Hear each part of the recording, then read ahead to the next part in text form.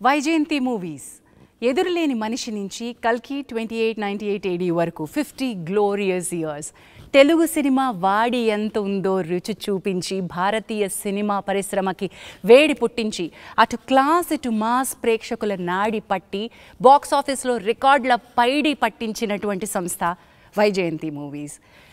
అసలు తెలుగు సినిమా పరిశ్రమలో ఒక తలమానికమైనటువంటి నిర్మాణ సంస్థ మాత్రమే కాదు, తెలుగు సినిమా రంగానికి తలలో నాలుక అశ్విని దత్ గారు. సో ఈ 50 గ్లోరియస్ ఇయర్స్ గురించి మనం వారితో ముచ్చటించేద్దాం. దత్ గారు నమస్కారం and congratulations. Thank you very much. అసలు ఏమేమి అద్భుతాలు సృష్టించారు. 50 ఏళ్ల ఈ ప్రస్థానం ఇదంతా ఒక ఎత్తు అయితే, ఈ కల్కి 2898తో మీరు సృష్టిస్తోంది ఒక ప్రభంజనం. అసలు ఈ ప్రభంజనాన్ని మీరు 50 ఏళ్ల నాడు వైజయంతి ప్రారంభం అప్పుడే శంఖం పూరించారా? ఎన్టీ రామారావు గారు నన్ను పిలిచి నామకరణం చేసిన తర్వాత వెనక్కి తిరిగి చూడకుండా సాగిపో అని ఆశీర్వదించారు.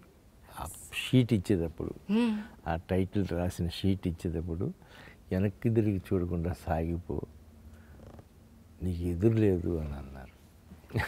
ఒక ఎదురులేని మనిషితో ప్రారంభమైంది ఈ ప్రస్థానం. అసలు ఆ టైటిల్ తోటే మీరే ఎదురులేని మనిషి అయ్యారు ఈరోజు. నెక్స్ట్ యుగ పురుషుడు ఇలాంటివన్నీ every title I see, every film I see ఒక బంగారమే, ఒక ట్రెండ్. ఐ ఆల్వేస్ ఫీల్ ఏంటంటే సుడి ఉంటే సరిపోదు, ఎంత అలజడి ఎంత తాకిడి అయినా సరే ఒక కొత్త ఒరవడికి నడక నేర్పించాలి అనే తపన పడ్డారు మీరు.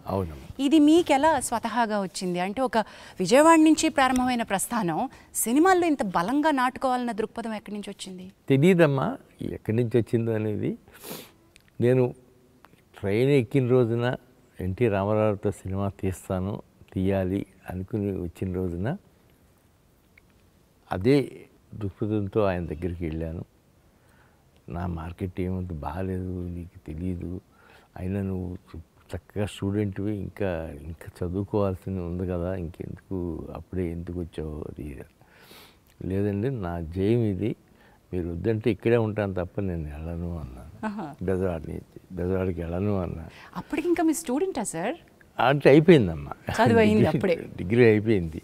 డిగ్రీ పైన ఇంకేమన్నా చేయొచ్చు కదా అన్నారు ఆయన. అంటే నేను చేయనండి, మీతో వ్యాపారం చేయాలని వచ్చాను. 2 రోజులు ఆలోచించుకుని సరే అన్నారు. అట్లాగే ఎదురులే మనిషి స్టార్ట్ అయింది. ఒక రోజు అడిగారు, సినిమా నిర్మాణం అనే ఒక అంశం. నేను ఓ సీత కథ అని ఓ సినిమా తీశాను, శర్మ నేను పార్ట్నర్స్. అది మా సావరెన్ సినీ ఎంటర్ప్రైజెస్ అని ఆ బ్యానర్ మీద తీశాను. ఆ తర్వాత ఇది సపరేట్గా వచ్చి చేశాను. సో దీనికి శ్రీకారం చుట్టింది, ఈ పేరు పెట్టింది, ఎదురులేని మనిషి అనే శంఖం పూరించింది అన్న ఎన్టీ రామారావు గారు. అన్నీ ఎన్టీ రామారావు గారు. ఆయనే ఆశీర్వదించి వెళ్ళి తట్టి పెట్టి పంపించారు. చాలా కృతజ్ఞుడిని. వెనక్కి తిరిగి చూసుకుంటే ఇవాళ 50 ఏళ్ళు అయ్యిందా నేను వచ్చి, అప్పుడే 50 ఏళ్ళు అయిపోయింది అని అనిపిస్తుంది. రెండోది కరెక్ట్, అప్పుడే 50 ఏళ్ళు అయిపోయింది, ఇంకా చాలా చేయాల్సింది ఉంది అని.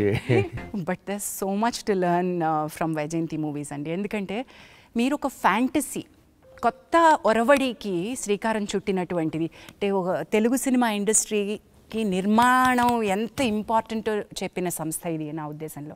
ఎందుకంటే ఒక దర్శకుడి కళ, ఒక కథారచయిత బలం, ఇవన్నీ ఒక ఎత్తు అయితే అది నమ్మి ఆ ఫ్యాంటసీని తెరకెక్కించడానికి కూడా ఒక ధైర్యం కావాలి. What is it behind that fantasy? ఏం నమ్మారు మీరు? నేను అన్న ఎన్టీఆర్ గారితో సినిమా తీయాలి అనుకుని వచ్చాను. ఆయనతో ఫస్ట్ నేను అనుకుంది ఏంటంటే, నాగేశ్వరరావు గారి లాగా ఆయన డాన్సులు అవి చేయట్లేదు, అవి చేస్తే చాలా బాగుంటుంది. అదే చెప్పాను నేను ఫస్ట్ సిట్టింగ్లోనే, మీరు ఒక డాన్స్ అవి చేయాలండి ఈ సినిమాలో, అయ్యే ఉంటే చేద్దాం బ్రదర్ అన్నారు. అలాగే నేను ఏది అడిగితే అదే చేశారమ్మా. ఆ సినిమాలో 5 పాటలు ఎన్నో ఉన్నాయి, 5 పాటల్లోనూ డాన్స్ చేశారు ఆయన. అమోఘం అని ఆయనే అనుకునేవారు. పేరు పెట్టడం ఒక ఎత్తు అయితే మీరు ఏకంగా ఆయన ఫోటోనే వైజయంతిలో కృష్ణుడి అవతారంలో పెట్టానమ్మా. That is the kind of worship that you had. యుగ పురుషుడు తర్వాత నుంచి మీరు, బాపయ్య గారు, రాఘవేంద్రరావు గారు ఇది ఒక ట్రయో అయిపోయారు. అవునమ్మా. అది అసలు అద్భుతం. ఎలాంటి సినిమాలు తీశారు సార్. అవునమ్మా. Not just one. ఆ తర్వాత మీ అనుబంధం రామారావు గారితో, నాగేశ్వరరావు గారితో, కృష్ణ గారు, కృష్ణరాజు గారు, సోమన్ బాబు గారు, దాట్ వాజ్ వన్ జనరేషన్. ఆ జనరేషన్ అండ్ మీ అనుబంధం ఒక్కసారి చెప్పండి సార్. నేను రామారావు గారితో తీసినప్పుడు నేను చాలా చిన్నపిల్లని, కాకపోతే నేను ఆ కాంపౌండ్ నుంచి బయటకు వచ్చేటప్పటికి అంత పెద్దలాగానే అయిపోయాను. అంతా ఎన్టీ రామారావుతో సినిమా తీసిన బ్యానర్ ఇది, ఎన్టీఆర్తో తీసిన బ్యానర్ ఇది అని కృష్ణరాజు గారు కానీ, కృష్ణ గారు కానీ, అందరూ శోభనబాబు గారు కానీ పెద్ద బ్యానర్లో చేస్తున్నాం మనం అని ఆ తృప్తి నాకు ఇచ్చారమ్మా. మీరు ఏ రోజు తగ్గలేదుగా. నిర్మాణపు విలువల్ని ఎంత ఇంపార్టెంట్గా భావించారు అంటే, నేను కేవలం పెద్ద స్టార్తో సినిమా చేయడం కాదు, వాల్యూస్ కూడా అంత బాగానే ఉండాలని నమ్మారు కదా సార్. ఉండాలి అనుకుని అలాగే అనుకుని చేసామమ్మా సినిమాలు. మొట్టమొదటి సినిమాకి రెండవ సినిమాకి ఎదురులే మనిషికి యుగ పురుషుడికి 2.5 సంవత్సరాల గ్యాప్ వచ్చింది.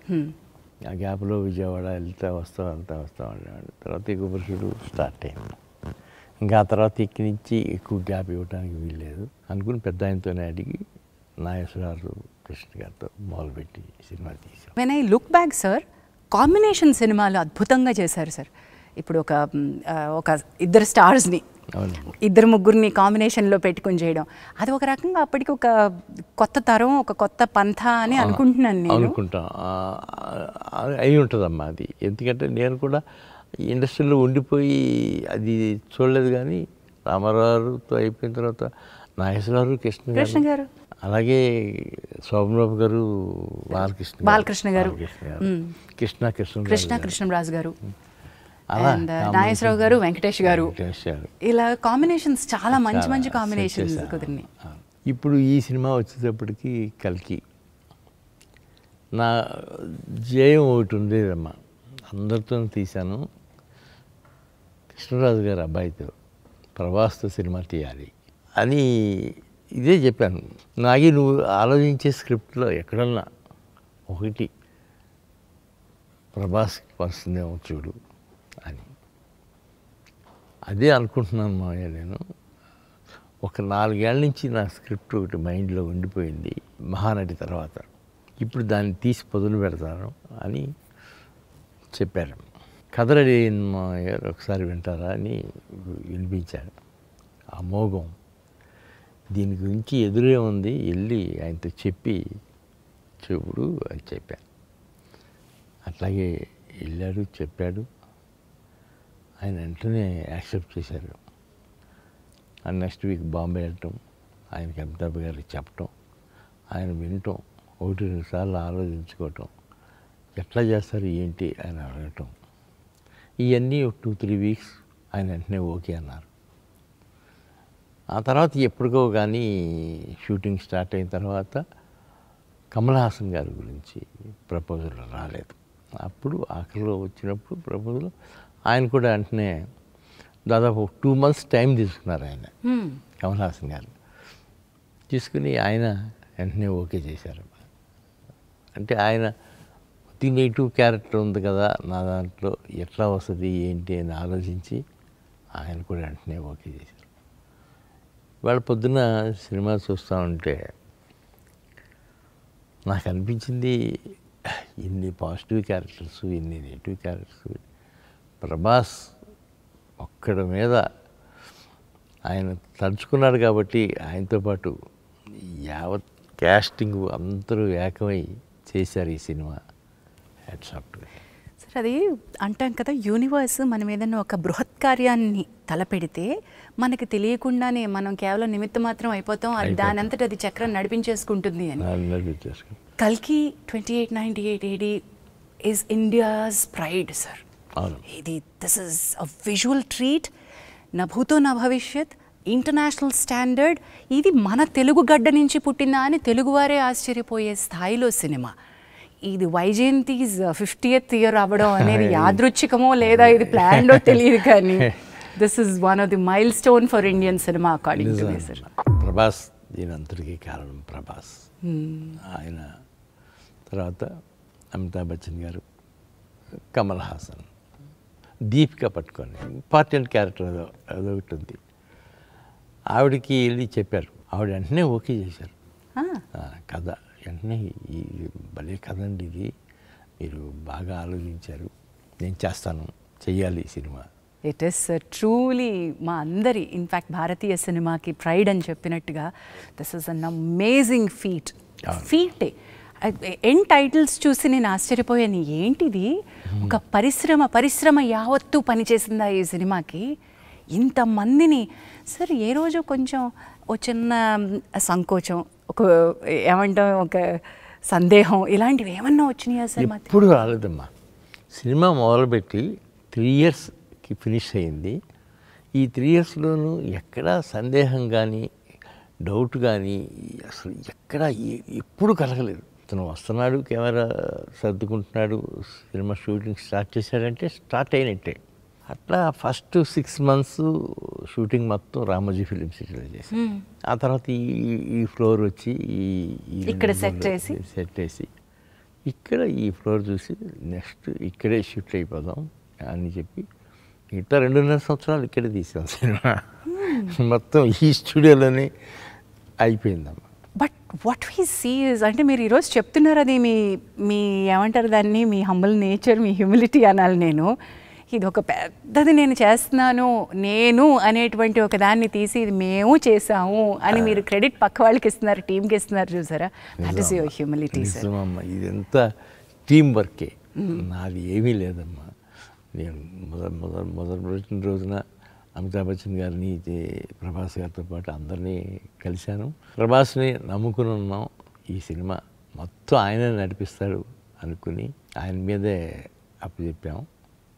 అలాగే రిజల్ట్స్ కూడా ఇవాళ దానికి అనుగుణంగా వచ్చింది. Amazing sir, congratulations. And today your 1000 crore club సినిమాలో ఉన్నారు. The kind of budget, the kind of expanse, అంటే దానికి ఉన్నటువంటి సామర్థ్యం ఏంటో ఈ సినిమా రుజువు చేస్తుంది. ఎంత పెట్టాలో, ఎంత తీసుకెళ్లాలో అనేటువంటి స్కేల్స్ని. అంటే మీరు నిర్మాణ రంగంలో ఉన్నారు, నిర్మాణం వ్యాపారమే అనుకుని వచ్చారు. సినిమా మీ ప్యాషన్ మాత్రమే కాదు, దీనిలో నేను కొన్ని మెళకువలు నేర్చుకుని ఇది వ్యాపార సూత్రంగానే పెట్టాలి అని వచ్చారు. ఇలాంటి ఒక బృహత్తరమైన ప్రాజెక్ట్ చేపడుతున్నప్పుడు ఈ లెక్కలు, ఈ నెక్స్ట్ జనరేషన్ పిల్లలు, మీ అమ్మాయిలు, మీ అల్లుడు అందరూ కలిసి లెక్కలేస్తుంటే మీరు ఏమైనా లెక్కల్లో చేయేసారా? నేను ఎప్పుడు లెక్కేయలేదమ్మా. మా స్వప్న కూడా అసలు ఎప్పుడు లెక్కేసి తీద్దాము, ఇది ఎంతలా అవుతుంది అనేది తను ఎక్కువ ఆలోచించలేదు. అసలు స్వీటీకి అసలు ఆలోచన ఉండదు అనుకోమ్మా. అసలు లెక్కకి అందుకోలేని సినిమా అమ్మ ఇది. అబ్సల్యూట్లీ లెక్కకి అందుకోలేని సినిమా, ఎంత బాగా చెప్పారు అసలు. లెక్కకి అందుకోలేని సినిమా సార్. తెలుగు సినిమా ఇండస్ట్రీని ఒక్క చోటికి, ఒక తాటికి తీసుకురావడం, అందరికీ తల్లో నాలుకలో ఉండడం, అంటే వ్యాపారమే, పోటీయే, కానీ ఫ్రెండ్షిప్పే ఎలా సాధ్యమైంది? మీ నిర్మాణ సంస్థతో పాటు మీరు మరికొంతమంది, ఇప్పుడు ఫర్ ఎగ్జాంపుల్ రాఘవేంద్రరావు గారితో కానివ్వండి, అల్లు అరవింద్ గారితో కానివ్వండి, దిగ్గజాలందరూ ఓ చోటికి ఎలా చేరారు? ఎప్పుడు అంటే రాఘవేంద్రరావు గారు ఉన్న చోట మొత్తం అందరం ఒక చోటే ఉంటాం కదా.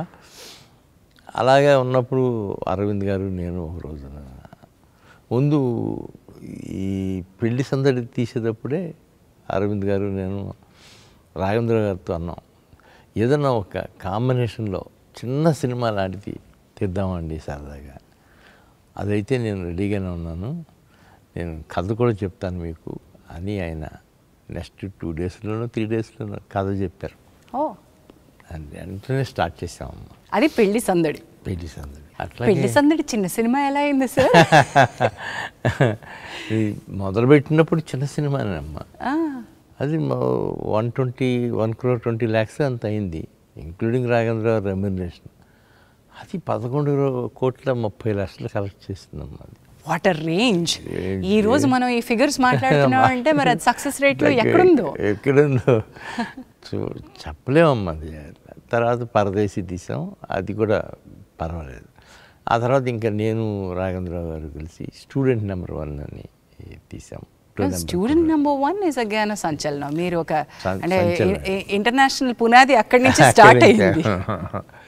అక్కడి నుంచే స్టార్ట్ అయిందమ్మా. మా ఇద్దరిది, రాఘవేంద్రరావు గారిది నాది. ఒకసారి నేను అర్జున్ రాజు గారు ఉండగా, రోజా మూవీస్ అండి, మన ఈయన విజయలక్ష్మి ఆర్ట్ పిక్చర్స్, త్రివిక్రమరావు త్రివిక్రమరావు వచ్చి సరదాగా అందరితో చేస్తున్నావు కదా, మాతో కూడా చేయొచ్చు కదా అన్న.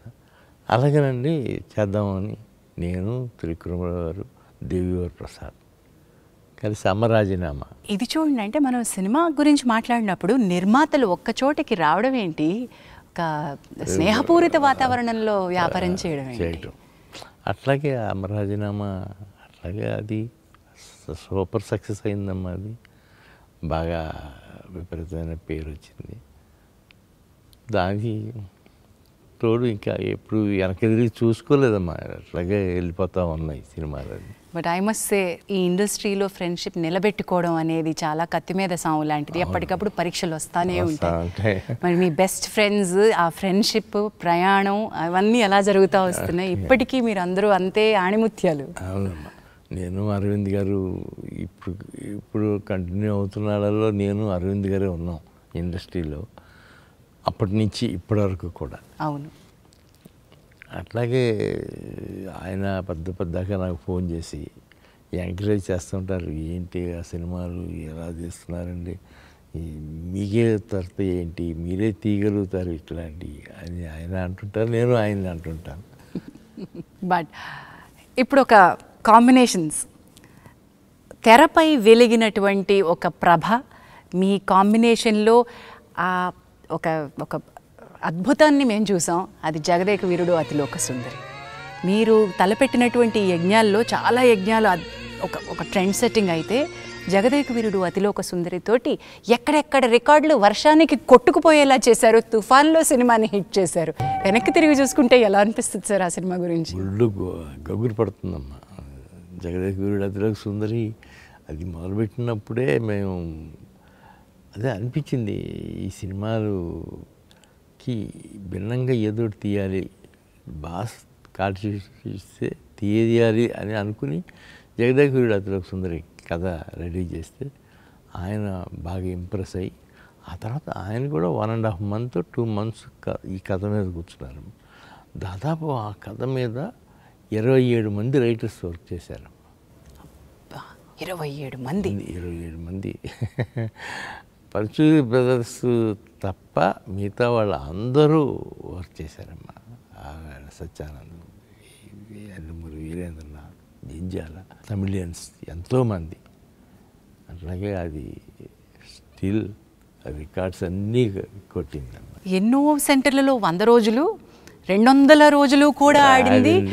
థియేటర్లో మోకాల వరకు నీళ్ళల్లో కూడా కూర్చుని చూసారంటే, ఒక తుఫాను ఆంధ్రప్రదేశ్ని వణికిస్తున్నా సరే ఎంటర్టైన్మెంట్ అది ఇచ్చిందంటే ఎంత గొప్పతనం అది, ఎంత గొప్పతనం. అలాగే అప్పటి నుంచి మొదలయ్యి చిరంజీవి గారికి నాకు ఎనలేని ఫ్రెండ్షిప్. అది వెలలేని ఫ్రెండ్షిప్ అంటాను సార్ నేనైతే. వెలలేని ఫ్రెండ్షిప్ నిజంగా అండి. 4 సినిమాలు చేసామమ్మా. 3 సినిమాలు అయితే అసలు అమోఘం.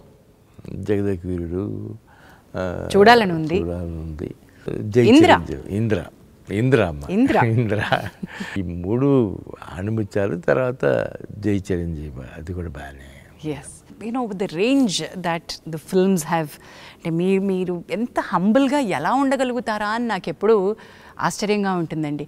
ఒక స్థాయిలో, పతాక స్థాయిలో మీరు రికార్డులు చూశారు, అంతే స్థాయిలో సింపుల్గా ఈ సినిమా ఆడలేదు అనే అంత సింపుల్గా తీసుకోగలిగారు. ఎలా తీసుకున్నారు మీ కొన్ని బాక్స్ ఆఫీస్ దగ్గర అనుకున్నంత సాధించని సినిమాల్ని? నాకు ముందే కొద్దిగా సినిమా మొదలుపెట్టగానే కొంతకాలం అయిన తర్వాత అనుమానం వస్తుందమ్మా, ఏదో కొద్దిగా మన టేస్ట్లో లేకుండా పక్కకి వెళ్తూ ఉంది అని.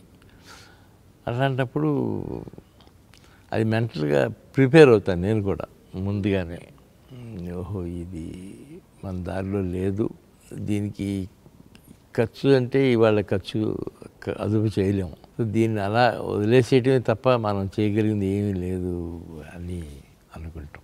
సో ముందే ప్రిపేర్ అయిపోయారు కాబట్టి అది బాక్స్ ఆఫీస్ దగ్గర దాని నంబర్స్, దాని రాబడులు ఎఫెక్ట్ చేయలేదు మిమ్మల్ని? చేయలేదమ్మా. బాగా వర్స్ట్ అయ్యాం లేదు. మనం కూడా సినిమాల మీద సినిమాలు తీసి ఒక 2 years 3 years రెస్ట్ తీసుకుందాం అని అనుకున్నా. ఆ టైంలోనే మా పిల్లలు వచ్చారు. వాళ్ళు వచ్చి కరెక్ట్గా ఎవడే సుబ్రహ్మణ్యం సినిమా స్క్రిప్ట్ తీసుకొచ్చారు, ఈ సినిమా తీయాలి అని. నాగి ఇదే నాగి డైరెక్ట్. చూడండి అమ్మా, ఇప్పటికీ మీరు కూడా నాలాగానే చిన్న చిన్న అకౌంట్లో ఇది అప్పటికి వీళ్ళు స్టార్ట్ చేసి సినిమా ఇండస్ట్రీకి మీరు మీట్ అయిపోయారు వాళ్ళు కూడా. వెన్ దే స్టార్టెడ్ చాలా డిఫరెంట్ సినిమా తీశారు. ఇప్పుడు బాణం వాజ్ అన్ అమేజింగ్ ఫిల్మ్, నాకు ఎంత ఇష్టమో బాణం. సీతారామం కూడానమ్మా వాళ్ళు తీసుకొచ్చి నాకు అప్పచెప్పిన స్క్రిప్టే. డాడీ హను బాగా చెప్పాడు డాడీ, విన్నాను, నిజంగానే అందులో విషయం ఉందమ్మా, కూర్చుంటే మనకు వర్కౌట్ అవుతుంది అని ఒక 2-3 months వరుస పెట్టి కూర్చున్నాను నేను హను. అందుకనే అది ఆ సినిమా ఆ షేప్కి వచ్చింది. స్వప్న కానీ స్వీటీ కానీ ఎక్కడ కాంప్రమైజ్ అవ్వలేదు అసలు, ఎక్కడ ఏ విషయంలోనూ. సార్ ఇక్కడ ఒక క్వశ్చన్ అడుగుతాను సార్. సినిమా ఇండస్ట్రీలో లెగసీ ఆర్ వారసత్వం ఇవి మేము చూస్తూనే వచ్చాం, కానీ ఒక ఇంటి నుంచి వచ్చినటువంటి వారసత్వంలో, నేను ఇక్కడ జెండర్ అనట్లేదు సార్, ఇంకా చాలామందితో పోటీ ఏమో, కానీ మీ అమ్మాయిలు వేరు సార్, మీ అమ్మాయిలు బంగారాలు. The way that they have పుణికి పుచ్చుకోవడం అంటే వ్యాపార సూత్రాలని, ఏ సినిమాకి ఉన్నటువంటి కళాత్మకతని, వ్యాపార సూత్రాలని వీళ్ళు సంగమించి మేళవించినట్టు నాకు తెలిసి ఇంతవరకు జరగలేదేమో అనుకుంటున్నాను సార్. నేను అదే అనుకుంటానమ్మా, ఖచ్చితంగా నేను అదే ఫీల్ అవుతాను. నా పిల్లలు కదా వీళ్ళు ఎంత కష్టపడుతున్నారు. ఈ కల్కికి అయితే 3 years నాన్ స్టాప్గా కష్టపడ్డారు. హ్యాట్స్ ఆఫ్ టు దెమ్ అని అనిపించింది. అది ఎవడే సుబ్రహ్మణ్యంతో ప్రారంభమై ఉండాలి అంటే ఆ గురి, పిల్లలు వాళ్ళ అభిరుచి, నాగి కుటుంబంలోకి అల్లుడై రావడం, అక్కడి నుంచి ఒక దిశ మారింది అనుకుంటున్నాను నేను. జాతిరత్నాలు తీసేటప్పుడు కూడా వాళ్ళిద్దరూ నాగితో కలిసి తీశారు మా జాతిరత్నాలు అనేది అసలు ఎలాంటి సినిమా అమ్మా అది కూడా. సార్ అది కోవిడ్ తర్వాత తెరలు తెరుచుకుంటే మళ్ళీ ఒక తెరలుగా నవ్వి రికార్డులు తెరలుగా మళ్ళీ రాసుకోవచ్చు అన్నట్టుగా తయారైన సినిమా. I was so proud of Jathiratnalu Dutt గారు. ఐ కాంట్ టెల్ యూ, థియేటర్కి వెళ్ళి కూర్చుని ఏడ్చాను నేను. ఆ సినిమా నవ్వించిన సినిమా అయినా కూడా ఐ వాజ్ క్రైయింగ్, ఎందుకంటే మళ్ళీ ఇలాంటి రోజు మనం సినిమా ఇండస్ట్రీ చూస్తుందా, థియేటర్కి జనాలు వచ్చి కూర్చోగలిగే రోజు ఒక పాండమిక్ తర్వాత జరుగుతుందా అనుకున్నాం. మనం ఇప్పుడు మహానటికి వద్దాం. This is again Indian cinemas pride. Today మేము కల్కి గురించి ఎంత గర్వంగా చెప్పుకుంటామో, ఒక మహానటి, ఒక సీతారామం, వీటి గురించి కూడా చెప్పుకోవాలి. మహానటికి ముందు, మహానటి తర్వాత నేను అనేంత స్థాయిలో సినిమా తీశారు sir. That is always a pride. మీకు ఎలా అనిపిస్తుంది సార్ ఈ సినిమా వెనక్కి తిరిగి? నిజంగానమ్మా, ఆ 2 సినిమాలు కూడా మహానటి, సీతారామం, ఆ 2 గ్యాప్లో తీయటం కాదమ్మా. అసలు సినిమా అంటే ఇదేనేమో అన్న లెవెల్లో తీసింది. వీళ్ళు ఇలా కాక ఇంకో రకంగా సినిమా తీయలేరా అనిపించింది సార్. ఏంటి సింపుల్గా వీళ్ళు సినిమాలు చేయలేరా అని. చాలా చాలా గొప్పగా తీస్తే సినిమాలమ్మా 2. ఒక విషయం చెప్పండి సార్, ఒక సూత్రం, వ్యాపార సూత్రం, మనం కమర్షియల్ ఎలిమెంట్, ఇదిగో ఇంత పెడుతున్నాం, ఇంత వస్తుంది, దీనికి ఎంత మనం చేయాలి అనే లెక్కలేవో ఉంటాయి కదా. ఈ పిల్లలు కళల కంటెంటే ఒక dream beyond Indian screens content మీకు ఎలా అనిపించేది? నేను ఎక్కడ వీళ్ళకి పబ్లిసిటీలో కానీ బడ్జెట్లో కానీ రిస్ట్రిక్షన్స్ పెట్టలేదమ్మా. మీరు రిస్ట్రిక్షన్స్ పెడితే పాడైపోతారమ్మా, ఎటు కాకుండా అయిపోతుంది. మీరు ఓపెన్గా తీసేయండి, పర్వాలేదు, నేనున్నాను కదా, చూసుకుందాం, అంతకు తప్ప మీరేమి కాంప్రమైజ్ అయ్యి ఇది అది అని అనుకుని 2 గంతులు వేయద్దు అని చెప్పాను. అలాగే మోస్ట్ సక్సెస్ఫుల్ పిక్చర్గా తీశారన్నమాట. వాళ్ళిద్దరికీ hats off to them. Hats off and amazing strength sir. పర్ఫెక్షనిస్ట్లు అండి బాగా. ఏం పర్ఫెక్షనిజం అండి అది? హౌ? కొన్ని చూసి చూడనట్టుగా వెళ్ళాలమ్మా అని మీరు ఎప్పుడైనా సలహా ఇచ్చారండి ఆడపిల్లలిద్దరికి? లేదండి, నేను ఇప్పుడు ఇవ్వలేదమ్మా అసలు. మీరు అనుకుందే తీస్తున్నారు కదమ్మా, ఇంకేంటిది ఏంటి కాదు డాడీ, కొద్దిగా ఎక్కువైతే అవుతుందమ్మా, దానికి ఏంటి సమస్య ఏముంది పెద్ద. సో రక్తం నుంచి వచ్చింది అది. Okay. So as I was telling you, మనం we have to talk about Sitaramam అనే ఒక సినిమా గురించి మీరు ఇందాక చెప్తూ, ఈ సినిమాకు 2 నెలల కథ కూర్చున్నాను అన్నారు కదండి. ఏ పాయింట్ మీకు చాలా బాగా అనిపించింది? ఎలాంటి విషయాల్లో మీరు కథ దగ్గర కూర్చుంటారు? ఇది అసలు పాయింట్ ఎత్తుకోవటంలోనే అదే గొప్ప పాయింట్ అమ్మ. సీతారామం జమీందారీ వంశంలో పుట్టిన అమ్మాయి, ముస్లిం యువతి, సైనికుడిని సెలెక్ట్ చేసుకుని పెళ్లి చేసుకుంటాను అనే దాంట్లో వాళ్ళ అన్నయ్య ఈ లోపల గొప్ప సంబంధం తీసుకొచ్చాడు. వాళ్ళ ఫ్యామిలీ సరిపడా సంబంధం, అట్లా సెటిల్ అవ్వాల్సిన వాళ్ళు ఇట్లా అయిపోయారు ఏంటి అనిపించే లెవెల్ కథ. అది మామూలు కథ కాదమ్మ. సీతారామం అనేది నా లైఫ్లో ఎప్పుడూ మర్చిపోలేని సినిమా అమ్మ. స్వప్న, ప్రియాంకకి ఎప్పుడూ చెప్తాను, అమ్మ ఎప్పుడన్నా రుణపడి ఉన్నానంటే ఈ సినిమా విషయంలో మాత్రం మీకు రుణపడి ఉంటాను. సీతారామంకి అంత గొప్పగా ఇంప్రెస్ చేసింది. నాగశ్విన్ అనే ఒక దర్శకుడు, మేమందరం తెలుగు వాళ్ళందరం కూడా ఏమిటి ఈ ఋషి, ఎవరి యోగి, ఎవరి సిద్ధపురుషుడు అని మేము అనుకుంటాం. మొన్న మా తోటినట్టుడు బ్రహ్మాజీ గారు, బాబు నీ అరిగిపోయిన చెప్పులు పంపిస్తే కళ్ళకద్దుకుని ముద్దు పెట్టుకుంటాను అన్నారు. నిజంగా అండి, ప్రతి తెలుగు ప్రేక్షకుడి హృదయం అలాగే అనిపిస్తుంది. సో ఇప్పుడు మీ ఇంటి అబ్బాయి అయిపోయాడు కాబట్టి నేను కూడా చూస్తానమ్మా. మా ఇంటికి వస్తాడా, హడావిడిగా వస్తాడు, వచ్చి గవికి నాకు చెప్పులకు ఇచ్చి లోపలికి వస్తాడు. వెళ్తే బయటికి చెప్పులుంటే అయ్యేసుకు వెళ్ళిపోతాడు. తను వచ్చేటప్పుడు కూడా వాళ్ళ నాన్నగారు చెప్పులు వేసుకొచ్చేస్తాయంట ఒక్కోసారి. ఎక్కడ సార్ అంటే ఎప్పుడు ఒక చాప్టర్ ఎక్కడో కల్కిలోనో, ఒక చాప్టర్ ఎక్కడో నెక్స్ట్ ఇంకొక 5 ఏళ్ల తర్వాత తీయబోయే సినిమాలోనో ఆ సినిమాటిక్ యూనివర్స్లో తిరుగుతూ ఉంటుందేమో. What is this genius? మీరు ఇంట్లో ఇంతమంది జీనియస్లను పెట్టుకుని ఎట్లా మేనేజ్ చేస్తారు సార్? మీ బలం ఏంటి? నా జీనియస్ అనేది నా రోజుల్లోనే అయిపోయి ఉంటుందేమో. ఇప్పుడు వీళ్ళందరూ జీనియస్లు చూస్తా ఆనందంగా గడుపుతున్నాను అనుకుంటారమ్మా. But I think credit Vinay గారికి ఇద్దాం. ఇంతమంది జీనియస్లు ఒక ఇంట పెట్టాలి అంటే అవునమ్మా, మీ జీవిత భాగస్వామికి కూడా ఇవ్వాల్సిందే కదా, ఇవ్వాలి కదా.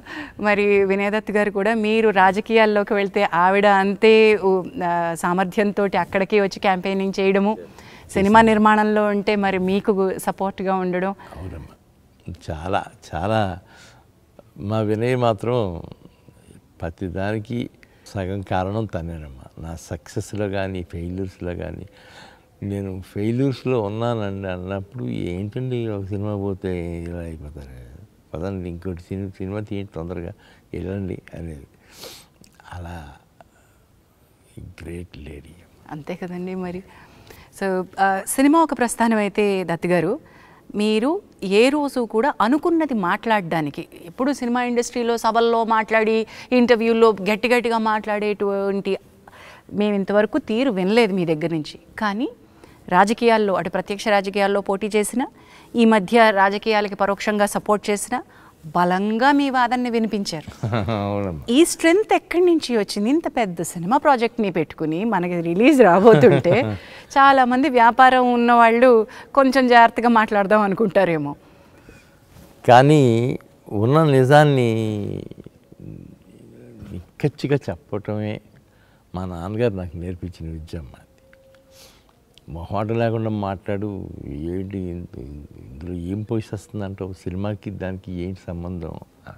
జగన్మోహన్ రెడ్డి గారి విషయంలో మాత్రం నేను ఎక్కడ డిఫర్ అవ్వలేదమ్మా. ముందు ఆయన చాలా ఫ్రెండ్లీగానే ఉండేవారు. మా రెండో అమ్మాయి పెళ్ళికి వచ్చారు ఆయన. చంద్రబాబు గారిని జైల్లో పెట్టిన రోజున మాత్రం అక్కడికి వెళ్ళి చాలా ఎమోషనల్గా మాట్లాడాను. 160 సీట్లు పైన వస్తాయి చంద్రబాబు గారికి. ఈసారి ఖచ్చితంగా ఆయన సీఎం అవ్వబోతున్నాడు. ఆ లెవెల్కి వెళ్ళి మాట్లాడిన సందర్భం కూడా. That's nothing wrong. మీరు పార్టీకి నిలబడ్డారు, పార్టీకి తరపున పోటీ చేశారు. వీఆర్ మొదటి నుంచి కూడా మీరు పార్టీ సింపథైజర్గా ఉన్నారు, పార్టీలో యాక్టివ్ రోల్ చేశారు. సో అక్కడ కాక ఇంకెక్కడ మాట్లాడతారు? So hats off to your. అంటే నిజానికి నిజం ఎప్పుడూ బరువుగా ఉంటుందంటండి, సైలెంట్గా ఉంటుందంట, బలంగా నిలబడుతుందంట. మిగతావన్నీ కూడా ఉలికులికి పడతాయి, ఎగిరెగిరి పడతాయి. సో అవి వాటి గాలిమానాన అవి వెళ్ళిపోతాయి. సో నిలకడగా ఉండడమే కావాలి. 50 ఏళ్ల పాటు ఒక సంస్థని ఇలా నడిపించడానికి ఒక 3-4 సూత్రాలు ఏమన్నా చెప్పండి సార్. ఏముందమ్మా, అందరూ మహానుభావులు యాక్ట్ చేశారు మన బ్యానర్లో. నేను వెళ్ళి సినిమా చేయమని అడిగితే వెంటనే చేసేసారు, ఇంక్లూడింగ్ పవన్ కళ్యాణ్ గారు కూడా. నేను బాలు కోసం వెళ్ళి ఇట్లా ముందు ఇంద్ర సినిమా చూశారు ఆయన.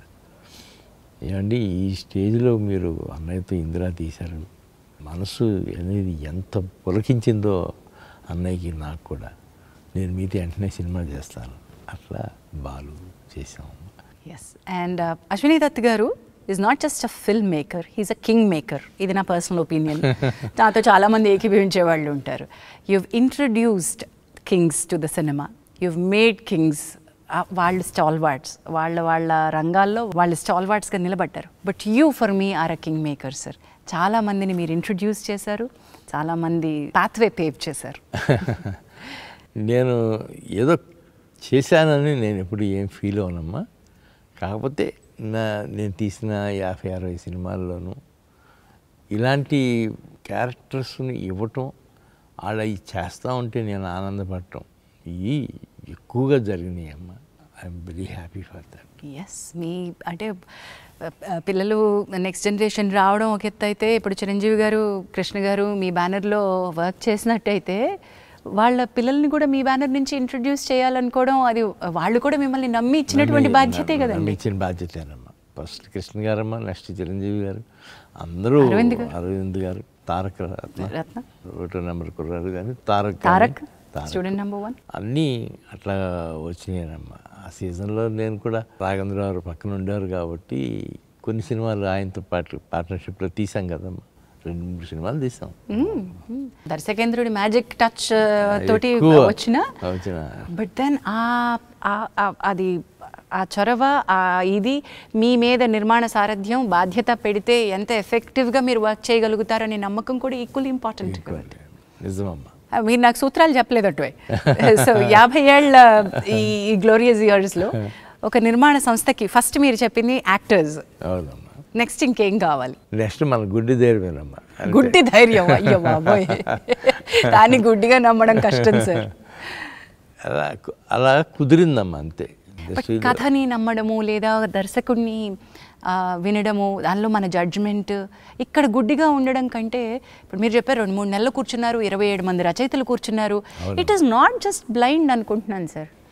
లేదమ్మా, ఆ సినిమా వరకు అది నిజంగానే మీరు అన్నట్టు బ్లైండ్ కాదు. అది అట్లాగే 27 మంది రైటర్స్ అవసరం అనుకున్నప్పుడల్లా పిలిచామమ్మా.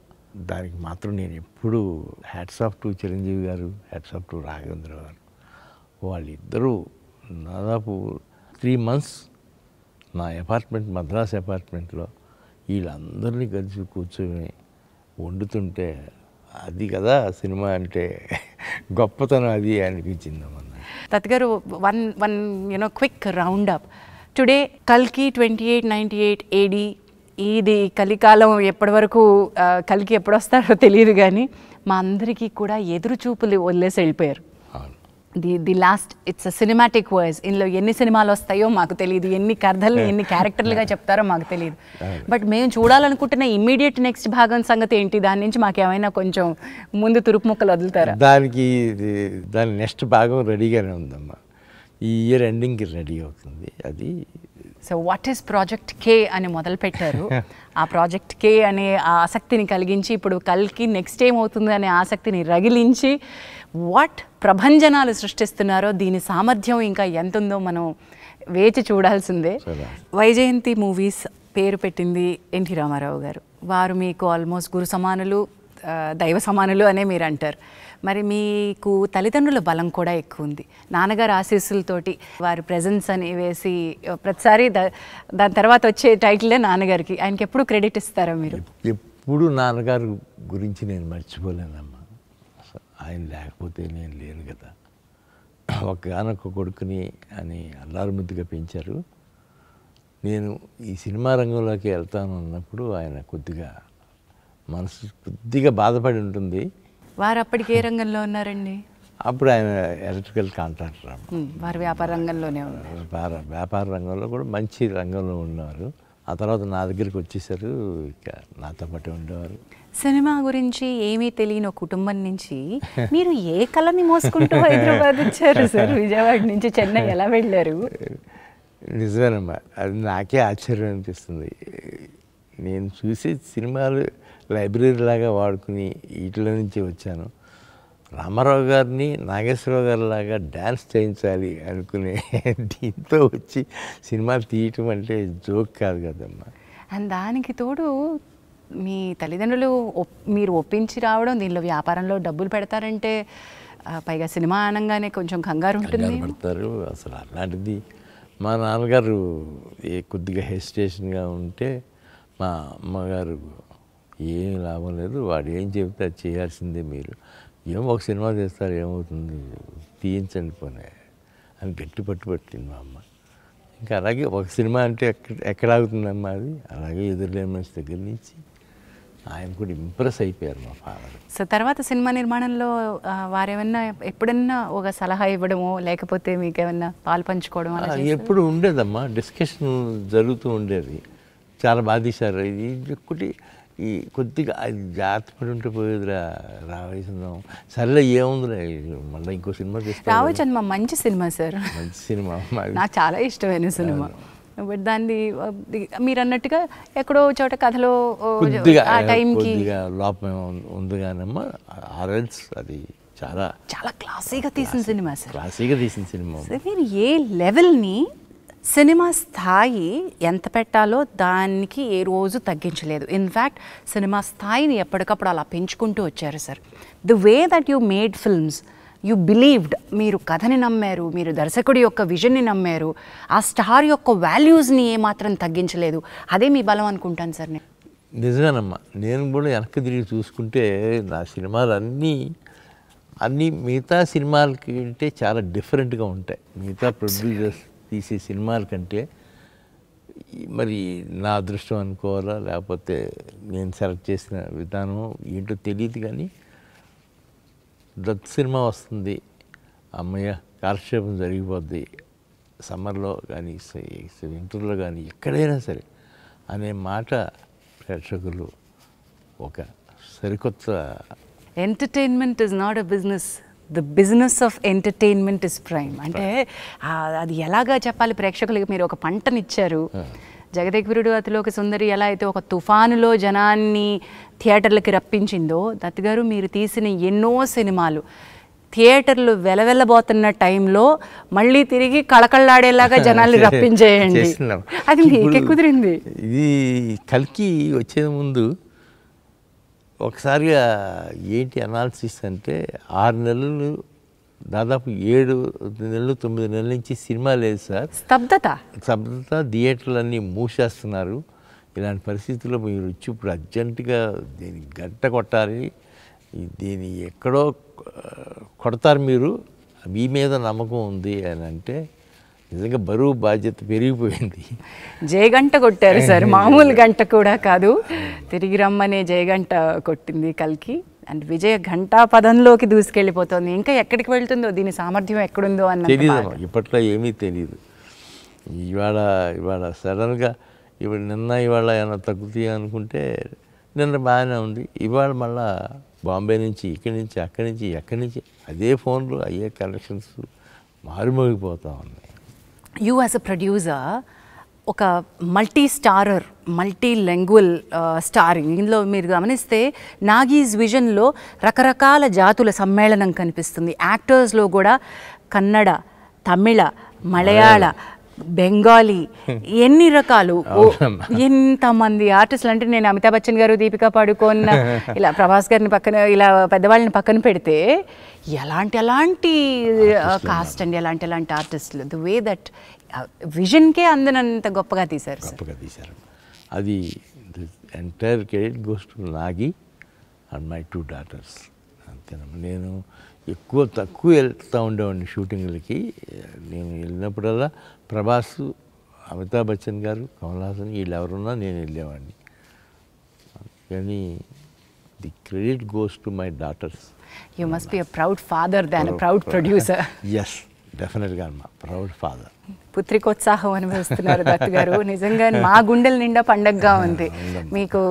I wish and bless that ఈ కల్కి ప్రస్థానం ఎన్ని సినిమాటిక్ యూనివర్స్లో ఎన్ని సినిమాలు వస్తే అన్ని ప్రస్థానాలకి ఇదే జయగంట కొట్టాలని కోరుకుంటున్నాను సార్. సో టాకింగ్ అబౌట్ థియేటర్కి జనాలు రప్పించడం, ఇంకోటి కూడా గుర్తు చేస్తాం మీకు, మహానటి టైంకి కూడా అదే జరిగింది. కొంత సైలెంట్గా ఉన్న పీరియడ్లో మహానటి థియేటర్లకి జనాన్ని ప్రభంజనంలో రప్పించింది. అవునమ్మా, అది ఈవెన్ శుభలగ్నం కూడానమ్మా. శుభలగ్నం నా పర్సనల్గా నాకు అప్పుడు ఏదో 1-2 ఫెయిల్యూర్స్ తగిలినాయి. ఆ తర్వాత కృష్ణారెడ్డి గారు ఒకరోజు ఆఫీస్కి వచ్చి, ఏంటండి ఖాళీగా ఉన్నారేంటి, మీరు సినిమా మొదలు పెట్టండి నేను చేస్తాను అన్నారు వచ్చి. అరే ఏదో వండర్గా ఉంది కృష్ణారెడ్డి గారు, మీరు చేస్తారంటే నేను వెంటనే మొదలు పెడతానని వెంటనే మొదలు పెట్టామమ్మా. శుభలగ్నం కథ చెప్పి వెంటనే ఆయన సినిమా తీసిచ్చారు. అది అందుకని కృష్ణారెడ్డి గారు ఒకటి నేను ఎప్పుడూ మర్చిపోతాను. సో దాట్ ఈస్ ఆల్సో మీరు అప్పటి వరకు చేసిన సినిమాలన్నీ ఒక ఎత్తు అయితే, శుభలగ్నం కూడా ఒక చిత్రమైన ఫ్యామిలీ జానర్లో వచ్చిన సినిమా.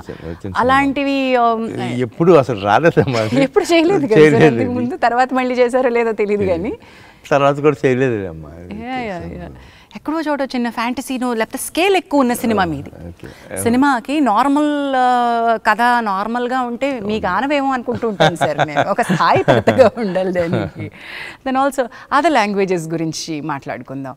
మీరు కేవలం తెలుగు ప్రొడ్యూసర్గా ఆగిపోలేదు, మీ సినిమాలు అదర్ లాంగ్వేజెస్లో మీరే తీశారమ్మా. నేనే తీశాను. అవన్నీ కూడా బాగానే సక్సెస్ఫుల్గానే రన్ అయినాయమ్మా. నాకు కూడా హిందీ డిస్ట్రిబ్యూటర్స్, హిందీ వాళ్ళందరూ కూడా బాగా కోఆపరేట్ చేశారు. నిజంగా మేమందరం మీ 50 సంవత్సరాల పండుగని తెలుగు ప్రేక్షకులు పండుగ చేసుకునే విధంగా కల్కినిచ్చారు sir. Wonderful, and God bless you and your family abundantly. Thank you sir.